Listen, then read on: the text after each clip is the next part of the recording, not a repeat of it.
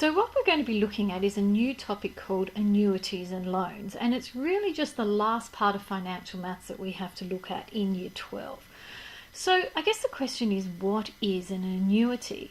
And to think about an annuity, I'd like you all to think about superannuation. Now I know you haven't really started thinking about the future and retiring because you haven't really started working, but superannuation is when you put in regular money into an investment, a regular contribution. So for me, for example, it comes out of my pay every fortnight.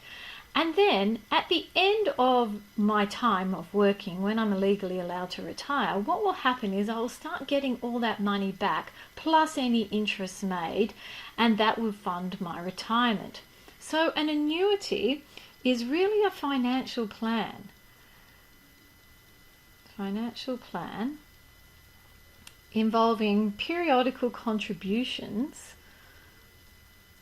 and a contribution is the amount of money that you put in on a regular basis into an account with interest that's paid at the conclusion of each period.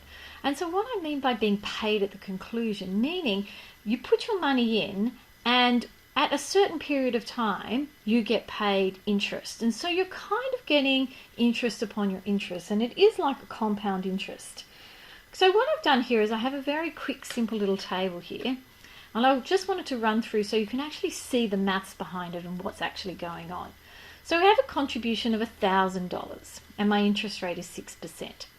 So starting at my beginning, there's nothing in the account, obviously. Then I put in $1,000. Okay, after I put in $1,000, it means there's $1,000 in this particular financial plan. Then I'm being charged interest, and what we've done is just a simple interest here. We've found 6% of $1,000, and if you do 6% of $1,000, you end up with 60 as your answer.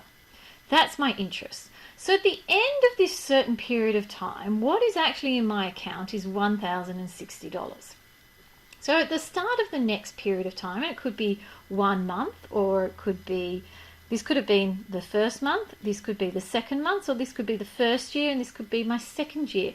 That's why it's just a time period. I'm not exactly told what it is, but different products give you interest at different times, whether it's monthly, quarterly, half yearly, every year, every 2 years. And so it's up to you to read the question to make sure you understand what's going on.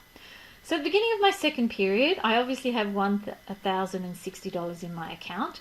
I'm then putting another $1,000 in. So now I have $2,060.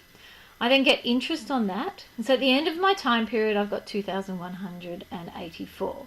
This is a bit like those reducing balance loans, except we're not reducing in this case, we are making it bigger.